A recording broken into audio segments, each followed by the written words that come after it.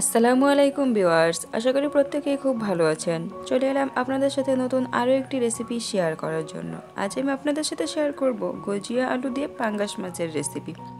আমি এখানে আলুগুলোকে ভালোভাবে পরিষ্কার করে কেটে তারপরে ধুয়ে নিয়েছি।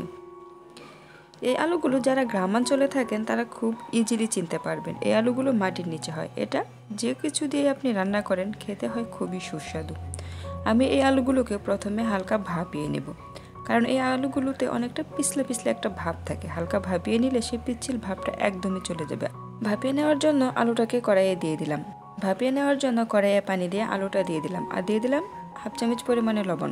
লবণটা পানি আর আলুর সঙ্গে মিশিয়ে নিয়ে ঢাকনা দিয়ে ঢেকে এটাকে 5 থেকে 7 মিনিট ভালোভাবে সিদ্ধ করে নেব। 5 থেকে 7 মিনিটের মাঝখানে এটা খুব সুন্দরভাবে সিদ্ধ হয়ে যাবে। ফিরে আসছি 5 থেকে 7 মিনিট পর। আলুটা ভালোভাবে সিদ্ধ হয়ে গিয়েছে। এবার আলুটাকে কড়াই থেকে নামিয়ে নিচ্ছি। এটা আজকে আমি রান্না করব পাঙ্গাস মাছ দিয়ে। আমি এখানে 4 পিস পাঙ্গাস মাছ নিয়ে নিয়েছি। রান্না করার জন্য চুলায় বসিয়ে দিলাম একটা হাঁড়িটা ভালোভাবে গরম করে নিয়ে দিয়ে দিলাম পরিমাণ মতো তেল। পাঙ্গাস মাছের রেসিপিতে তেলের পরিমাণ একটু কম হলেই চলে, কারণ মাছের থেকে অনেকটা তেল ছাড়ে। তারপরে দিয়ে দিলাম একটা পেঁয়াজ কুচি। পেঁয়াজটা হালকা ভেজে নিয়ে দিয়ে দিলাম 1 চামচ পরিমাণে রসুনের পেস্ট আর হাফ চামচ পরিমাণে জিরের পেস্ট। এই মশলাগুলোকে অবশ্যই খুব সুন্দর করে ভেজে নিতে হবে, যাতে মশলার থেকে কোনো কাঁচা স্মেল না আসে। এগুলো ভাজতে দিয়ে রান্নার বাকি মশলাটা নিয়ে নিচ্ছি। দিয়ে দিচ্ছি 2 চামচ পরিমাণে মরিচের গুঁড়ো, 1.5 চামচ পরিমাণে হলুদ আর 1.5 চামচ পরিমাণে ধনিয়া। এদিকে পেঁয়াজ, জিরা আর রসুনের পেস্টও খুব সুন্দরভাবে ভাজা হয়ে গিয়েছে। এবার এখানে দিয়ে দিচ্ছি বাটিতে নেওয়া মশলাগুলো। এবার এই মশলাটাকে খুব সুন্দর করে ভেজে নেব। তারপর সামান্য পানি দিয়ে নেড়েচেড়ে প্রথমে মিশিয়ে নিয়ে তারপর ঢাকনা দিয়ে ঢেকে এটাকে কষিয়ে নিতে হবে। এটাকে 2 থেকে 3 মিনিট কষিয়ে নিলেই হবে। আমি লবণটা দিতে ভুলে গিয়েছিলাম। ঢাকনা খুলে তাই লবণটা দিয়ে এটাকে আমি আরও একটু সময় ধরে কষিয়ে নেব। মশলাটা খুব সুন্দরভাবে কষানো হয়ে গিয়েছে।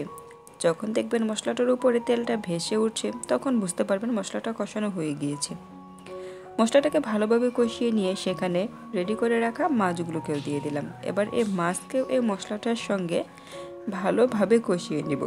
যারা কষানো মাছটা খেতে পছন্দ করেন না তারা ভেজেও রান্না করতে পারেন, তবে আমি ভাজা মাছটা পছন্দ করি না। আমি মাছটা কষানোই বেশি পছন্দ করি। মাছটাকে উল্টিয়ে পাল্টিয়ে 5 থেকে 7 মিনিট ভালোভাবে কষিয়ে নেব। যেহেতু আমি এখানে এক্সট্রা পানি ব্যবহার করিনি, তাই কিছুক্ষণ পরপর উল্টিয়ে দিতে হবে, না হলে এগুলো তলায় লেগে যাবে। মাছটা ভালোভাবে কষিয়ে নিয়ে মাছটাকে একটি সাইড করে রেখে দিলাম। মাছটাকে সাইড করে নিয়ে আলুটাকেও দিয়ে মশলাটার সঙ্গে মিশিয়ে নিয়ে ঢাকনা দিয়ে ঢেকে এটাকেও 2 থেকে 3 মিনিট কষিয়ে নেব। আলুটাকে সুন্দর করে কষিয়ে নিলে তরকারির টেস্টটা খুবই ভালো আসবে। আলুটা ভালোভাবে কষিয়ে নিয়েছি। এবার দিয়ে দিচ্ছি ঝোলের জন্য পরিমাণ মতো পানি। পানিটা একটু বাড়িয়ে দিতে হবে, কেননা আলুর তরকারি রান্না করে রাখার পরও ঝোলটা একদম শুষে নেবে। আর আলুটা যাতে ভালোভাবে সেদ্ধ হয়ে যায়, একদম নরম হয়ে যায়, সেজন্য আমি পানিটা একটু বাড়িয়ে দিয়েছি। পানিটা দিয়ে ঢাকনা দিয়ে ঢেকে এবার এটিকে আমি 10 মিনিট রান্না করে নেব, চুলার আঁচ মিডিয়াম রেখে। মাঝখানে একবার ঢাকনা খুলে এটাকে নেড়ে চেড়ে দিতে হবে, আবারও ঢাকনা দিয়ে রান্না করে নিতে হবে।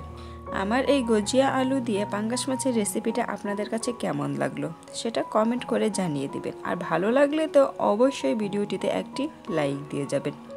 আমি সবসময় আপনাদের সাথে এরকম ঘরোয়া রেসিপিগুলো শেয়ার করার চেষ্টা করি। এরকম সুন্দর সুন্দর ঘরোয়া রেসিপি পেতে আমার চ্যানেলটিকে সাবস্ক্রাইব করে পাশে থাকার জন্য অনুরোধ রইল। নামানোর 2-1 মিনিট আগে দিয়ে দিচ্ছি কিছু ধনেপাতা।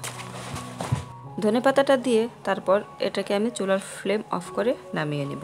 সম্পূর্ণ রেসিপিটি দেখার জন্য সবাইকে অনেক অনেক ধন্যবাদ। দেখা হবে নতুন কোনো রেসিপিতে। আল্লাহ হাফেজ।